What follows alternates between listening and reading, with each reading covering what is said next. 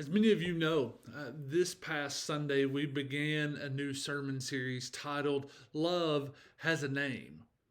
Now, the design of this series is for us to explore the stories of Jesus' ministry and see that love isn't just a warm feeling, it's not a song lyric or a movie quote, but rather it's a person and it has a name, and that name is Jesus.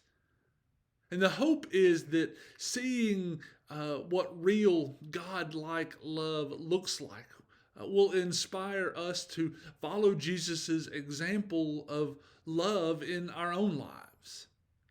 And we began this series by looking at the story from Luke chapter 10 about the Good Samaritan.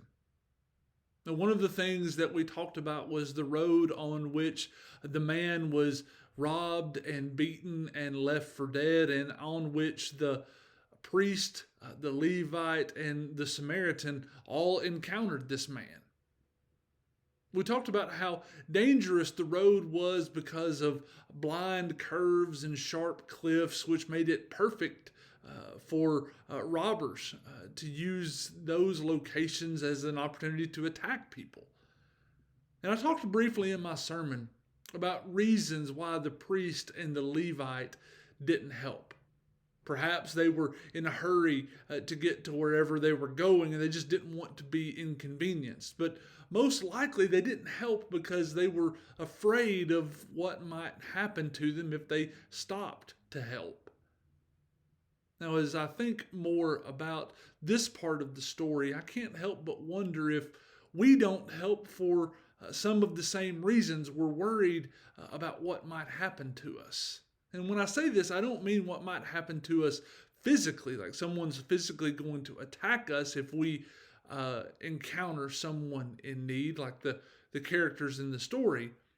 But I confess that there have been those times when I've thought, what will happen if I give this man my last $5?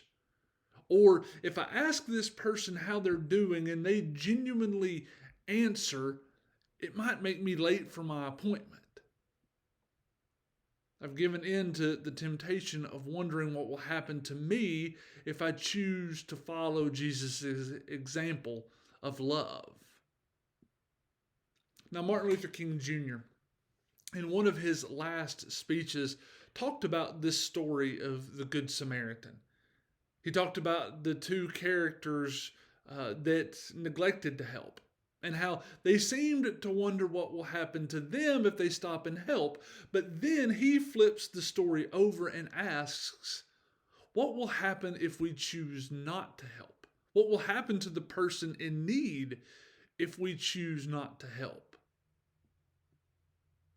See, we sometimes get so caught up in what's going to happen in our lives and how helping will impact us that we lose sight of how our inaction, our inability to show love might impact someone else.